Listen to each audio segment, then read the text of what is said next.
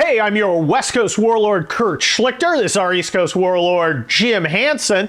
And Jim, we've got another topic, and I don't know if I'm going to be any part of it. You are going to boycott our topic of boycotts? I'm going to boycott the boycott topic. You can't boycott the boycotts. Well, I'm told I can't boycott anything. It's not conservative, Jim. Did you know there's a rule out there that we have to put up with any kind of guff that we get from large faceless corporations? I didn't see that in Adam Smith anywhere. I didn't sign up for that, and that's the nice thing. Anyone who doesn't think that using the weapons we have in our arsenal to defeat an enemy that's trying to destroy us is crazy. So yeah, we'll boycott Bud Light, now Target, maybe the Dodgers. I don't care. Yeah, the Dodgers. I mean, my God, look, first of all, I don't like sports ball anyway. It's silly. But I find it kind of odd that a lot of people who are conservative will hand money to companies that are not only woke, but so aggressively woke, they put up an anti-Catholic hate bigotry group, which is what these perverts are. They were always hangers-on in San Francisco. When I grew up there, it was always, ha, ha, ha, look how funny it is. They're making fun of Jesus and dressing like nuns. But, you know, they freaking hate us. Those of us who are religious, they have nothing but contempt for it.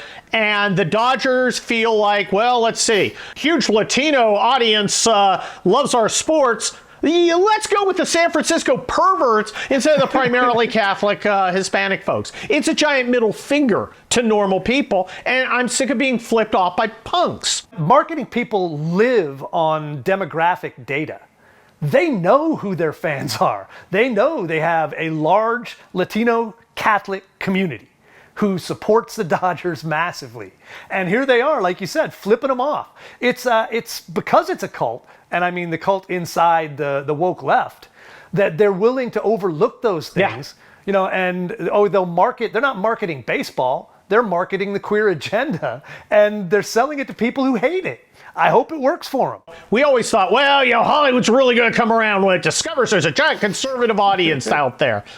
But it's not going to, because it's more important to have your acceptance within the community than to make a ton of money. Now, here's a quick story.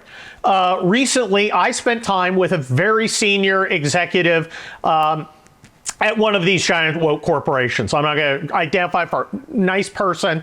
You know, we're talking about I made very clear where I stand, and this person, Jim, no understanding. They no idea of what people were upset about. It's like, I don't get it.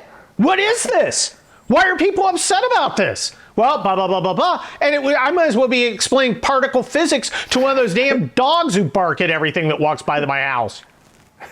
Well, and it's funny because they are that cloistered. You know, I mean, they're as tolerant as the Taliban or the Spanish Inquisition, and they don't care. Like you said, they could make more money if they were marketing in a way that did not offend a good solid 40+% of their audience, but they don't care. And the problem historically has been our side didn't care enough to boycott.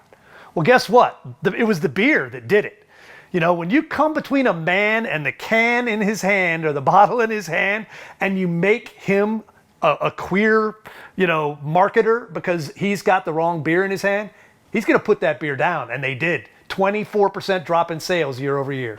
Yeah, I at the same event where I was talking to this person, somebody said, well, you want a beer? How about Bud Light? I said, I'd rather pee blood. and the person just kind of looked at me like I was crazy. No, I'm not sure all of them hate us. I think some of them just don't know we exist. They live, you know, if you're living, you know, in Los Angeles on the beach side of the freeways, there's a very good chance you've never met anyone who's a rabid conservative. And you know, and it was like, I don't understand why you feel that way, Kerr. And it wasn't, I hate you, you suck. Now, some of them do hate us and think we suck. But this person just, I mean, did not understand it. But knew there was something going on. He knew he was getting pushback, right? But did not understand where it was kind of just like, why would anyone hate us? Maybe we're the good guys. Yeah, no, well, that's the meme. We're the baddies. We're the you baddies? are. You guys are the Nazis. Well, here's the fun part. Now, Target obviously is now in catching a lot of crap because they've got their giant pride section when you walk into the store. And most of the stores have it right front and center, bunch of mannequins wearing rainbow stuff, giant signs, all of it. And then as people go in and look, they've got tuck bathing suits so, little boy girls can do whatever you do if you're that young and you're trying to hide your junk, which is just disgusting. But here's what happened. They had an emergency meeting. They got enough pushback that Target had an emergency meeting, and on the call they said they are scared to death of a Bud Light incident. So in at least the southern stores, they're moving the stuff out of the front of the store to the back of the store and making it like 1/4 the size with a lot less Taking it around signage. back, huh? Well, I don't mind if you sell the stuff, but the idea that anyone who walks in a Target should get that level of indoctrination is sickening. Well, I do mind if they sell that stuff, and that is a change. Remember 20 years ago when we weren't doing boycotts because you shouldn't interfere with people's right to sell things.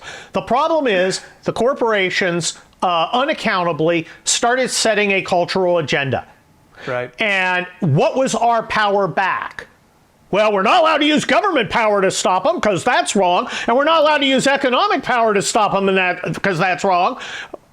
Well, that kind of leaves us without any kind of options, doesn't it?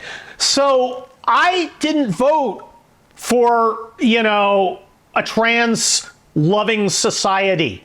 I don't want a society that is that adores this bizarre delusion and the mutilation of children and adults, vulnerable ones, that goes with it. I'm against it. I vote no. I tried tolerance, and then I had perverts trying to have sex with my kids. Yep. So I'm not living and letting live because that's not the rule. And that's how culture works. At some level, we refuse to fight. It's the whole. We're told we can't. Conservative idea. We're not allowed to. You can't. Yeah, you're not allowed to. It's not conservative to resist this bizarre social. Your job as a conservative, Jim, is to slowly manage decline, but complain about it, not too aggressively, just enough to show some disapproval as you, in fact, accept it. Well, I don't accept it. Good, and that's just it. One of our roles here as the Warlords is we are helping lead the counterattack against wokeness. And I think that's phenomenal because it's happening. The fact that Bud Light got hammered and now other corporations actually have to fear the conservative backlash is beautiful. So I think keep it up, people. If you're watching this, it's working. Don't hesitate to do it. And you can't boycott everything. All right, do what you got to do, because if we boycotted everything, we couldn't watch television, listen to music, couldn't go to the grocery, couldn't do anything. You could basically sit in a corner and grow your own organic food in your backyard. So be strategic. But when something happens, don't hesitate to say, this is garbage, we don't accept it, we will not allow you, the corporation, to do that. Yeah, it's prison cafeteria rules. You don't get in a fight with everybody. You find the biggest guy you can, and you take your platter and you use it like a hatchet against the side of his head to set the standard. Ron DeSantis is actually taking it one step further. Ron DeSantis doesn't just use economic power. He used government power and doesn't apologize for it. And this blew their minds because they have I don't have a problem with using government power to compel behavior on the corporations. That's one of the reasons the corporations are so eager to obey. But when Republicans do it, they get scared. They're not angry at Ron DeSantis for using government power against Disney in Florida. They're terrified at the precedent. Right. And they don't want the backlash they fear from their friends and neighbors and other people who are going to think they're not the nice, tolerant people. They've drunk the Kool-Aid of saying you care what other people who hate you think about you. They're going to hate you no matter what. Yes. So why care and why tailor your actions to stop any ability you have to affect the outcome out of that fear? That's the ultimate gutless move. Exactly. No caring. Well, look. If they're driven by fear to be against us, they can be driven by fear not to screw with us. Let's see who they're more scared of. I like the idea of bringing the fear back to the corporations because we are half the country. Yeah, bottom line. Frankly, I think when it comes to snipping the genitals off children, I think we're a 70%. much bigger majority. Fair point. All right, well, there you have it. The warlords endorse boycotts. The warlords endorse cultural warfare. The warlords endorse government power against those trying to destroy us. Yes, we're boycotting conservative sissies. You hear that, dispatch? You hear that, bulwark? You have no power over us. Ahoy. All right, we'll be back after the break with the Warlords on Film.